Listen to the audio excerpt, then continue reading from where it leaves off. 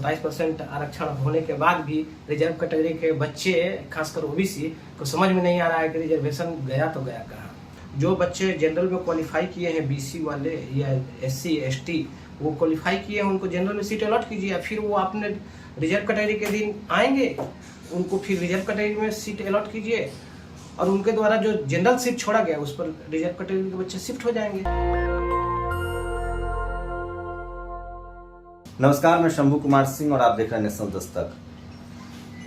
NEET PG जो higher education है, चाहे वो डॉक्टरी हो, इंजीनियरिंग हो, प्रोफेसर की नौकरी हो, ये तमाम जगह पर एससी एसटी ओबीसी की संख्या अभी भी कम है। नीट पीजी में जो एमबीबीएस के बाद जो एमडी की पढ़ाई होती है, उसमें 27% ओबीसी को पहली बार आरक्षण मिला है। इससे कैसे बदलेगा ओबीसी के लोग छात्रों का भविष्य और इससे क्या फायदा होगा, और इसकी लड़ाई का श्रेय आप स्टालिन को भी दे सकते हैं, जो कि तमिलनाडु के मुख्यमंत्री, और मेरे साथ डॉक्टर सुनील हैं, जो आज से 4 साल पहले मुझसे दिल्ली में मिले थे और ये लोग भी पिछले 4-5 सालों से सुप्रीम कोर्ट में नीट पीजी में पोस्ट ग्रेजुएशन में 27% रिजर्वेशन की मांग कर रहे थे।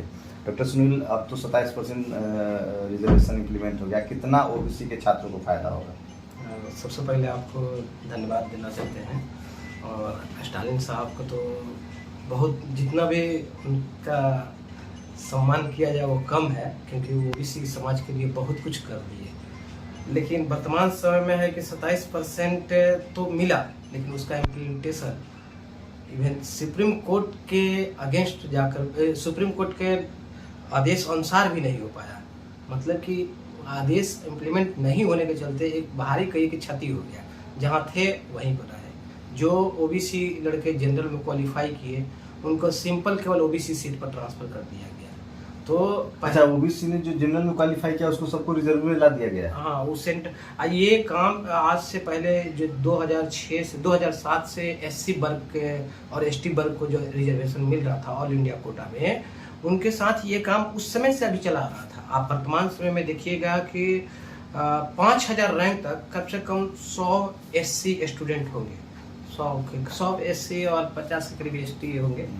50 होंगे नहीं, 25 होंगे, ठीक है।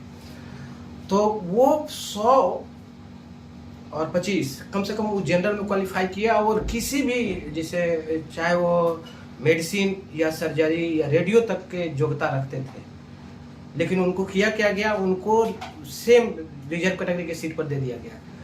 वो अगर जनरल से लेते तो उनको वो सीट मिलता, हो सकता था कि वो कॉलेज नहीं मिलकर दूसरा कॉलेज मिल जाता, लेकिन वो सीट मिल जाता। अब रहा बात ये कि सुप्रीम कोर्ट पहले लॉ दिया था, सुप्रीम कोर्ट स्पष्ट किया था कि पहले जनरल का काउंसलिंग होगा, और इस जनरल में 4 गुना आपको सीट के अनुसार 4 गुना आपको बुलाना है काउंसलिंग के लिए, और 4 गुना स्टूडेंट को बुलाना है। इसके बाद आपको पहले जनरल सीट अलॉट करना है, जनरल के बाद आपको रिजर्व कैटेगरी का सीट ओपन करना है। रिजर्व कैटेगरी के दिन जो रिजर्व कैटेगरी के बच्चे हैं वो जनरल का सीट ऑप्ट करेंगे।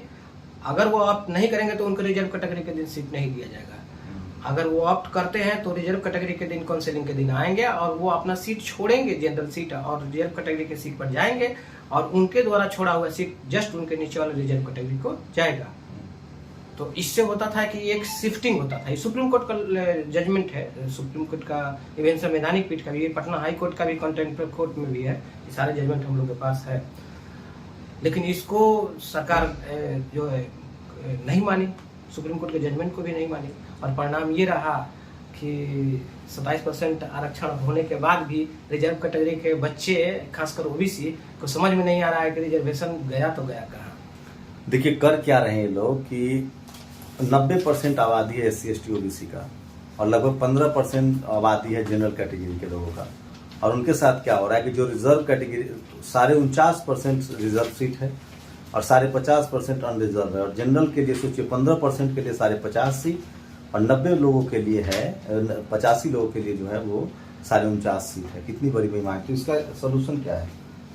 इसका सोल्यूशन स्पष्ट है कि सरकार जो है सुप्रीम कोर्ट की बात को माने, मेथड ऑफ काउंसलिंग जो सुप्रीम कोर्ट के द्वारा दिया गया है उसे इम्प्लीमेंट करें, और उसके अनुसार जो जिसमें स्पष्ट किया गया है कि आपको जनरल का काउंसलिंग में सभी को अटेंड करवाना है, और उसके बाद जस्ट जैसे अगर ऑनलाइन हो रहा है, फिलहाल पीजी का जो एथी होता है वो ऑनलाइन होता है काउंसलिंग। तो ऑनलाइन होता है तो ठीक है, आप पहले जनरल का रिजल्ट दीजिए। जनरल में फिर जो बच्चे जनरल में क्वालिफाई किए हैं, बीसी वाले या एससी एसटी वो क्वालिफाई किए हैं, उनको जनरल में सीट अलॉट कीजिए। फिर वो अपने रिजर्व कैटेगरी के दिन आएंगे, उनको फिर रिजर्व कैटेगरी में सीट अलॉट कीजिए और उनके द्वारा जो जनरल सीट छोड़ा गया उस पर रिजर्व कैटेगरी के बच्चे शिफ्ट हो जाएंगे। देखिए ये हर डिपार्टमेंट में हो रहा है। जो अनरिजर्व कैटेगरी, आईएएस की बात बता रहा हूँ, आईएएस में क्या होता है कि जो बच्चे जनरल में क्वालिफाई करते हैं उनको लालच दिया जाता है कि आपका रैंकिंग टॉप में रहेगा, आप रिजर्व सीट पे चले जाइए, और जनरल में आप जाएंगे तो आपकी रैंकिंग नीचे होगी, आपको आईपीएस मिल जाएगा, आपको आईएएस नहीं मिलेगा। इस तरह की बेईमानियां लगातार चल रही है। मेडिकल में भी है, जो बच्चे एससी एसटी ओबीसी के जनरल में क्वालिफाई कर रहे हैं उनको कहा जा रहा है कि आपको अगर बढ़िया फैकल्टी लेना है, बढ़िया डिपार्टमेंट लेना है तो आप रिजर्व सीट पर जाइए। ऐसा अगर तत्काल अभी काउंसलिंग देखा जाए तो आपको कम से कम 1000 वैसे मतलब कि लड़के होंगे जो एससी एसटी और ओबीसी के होंगे जिनको कि वंचित कर दिया गया, खासकर क्लिनिकल सीट से, जिसमें मेडिसिन, सर्जरी और मतलब रेडियोलॉजी ऐसा ब्रांच से सबसे वंचित कर दिया गया। उनको मिलता, लेकिन अब उनको मजबूरी में नीचे का लोअर रैंक का कॉलेज उठाना पड़ेगा या फिर लोअर फैकल्टी उठाना पड़ेगा। तो मैं इसलिए कह रहा हूँ कि जो समाज, इस देश में जाति बहुत खतरनाक है, और जो समाज आपके आरक्षण का विरोध करता है, जो आपको चपरासी नहीं बनने देना चाहता है, आपके नेताओं को समझना चाहिए कि क्या जनरल कैटेगरी के लोग उनको चीफ मिनिस्टर बनाएंगे। अभी तो हम लोग इसके लिए ठीक कर रहे हैं, सारा डॉक्यूमेंट्स हम लोग के पास है, एविडेंशियल है। फिर जाएंगे आप लोग कोर्ट? बिल्कुल। हमारे पास देखिए सुप्रीम कोर्ट का कोर्ट का भी है। बिहार सरकार विगत 4 सालों से, हम लोग 4 साल से बिहार सरकार का अगेंस्ट में सुप्रीम कोर्ट में लड़े थे, फिर भी अब वहाँ से जजमेंट आई। जजमेंट बिहार सरकार अपने संकल्प में इम्प्लीमेंट तो कर दिया, संकल्प में दे दिया, लेकिन आज भी काउंसलिंग वो पूरा नहीं ढरा से कर रहे हैं, काउंसलिंग आज भी नहीं कर रहे हैं। इतना अभी भी तो सोचिए, सुप्रीम कोर्ट से केस जीतने के बाद भी आपके अधिकार नहीं दिए जा रहे हैं। बाकी आप लोग की प्रतिक्रिया बहुत जरूरी है। और इससे कम से कम मिनिमम 4 से 5 हजार लड़के जो प्रभावित हैं, खासकर 5000 ओबीसी के सीटों का नुकसान हो रहा है। 5000 ओबीसी एससी एसटी का मिलाकर आपको, हाँ यहाँ पर केवल सुन लीजिए, ओबीसी नहीं समझते हैं तो मैं आपको समझा दूं। ओबीसी का मतलब होता है यादव, कुर्मी, कोयरी, कहार, मुस्लिम, जाट, गुर्जर, पटेल, मराठा, ये सब ओबीसी कम्युनिटी में आते हैं देश के कई राज्यों में। तो ये आपको ओबीसी समझ में नहीं आएगा कॉन्स्टिट्यूशनल टर्म से, इसलिए मैं जाति बता दे रहा हूँ। जो लोग कट्टर बने घूम रहे हैं उनके बच्चे डॉक्टर इंजीनियर नहीं बनेंगे। आप लोग कानून बनते हुए, सुप्रीम कोर्ट के फैसला होने के बाद भी। नेशनल दस्तक की आपसे गुजारिश है कि अगर इसको बचाना चाहते हैं तो नेशनल दस्तक को सब्सक्राइब करने के लिए रेड कलर के सब्सक्राइब बटन को दबाएं, फिर बेल आइकन की घंटी दबाएं। नेशनल दस्तक को बचाने के लिए बहुत जरूरी है कि हर खबर को शेयर करें, लाइक करें, कमेंट जरूर करें।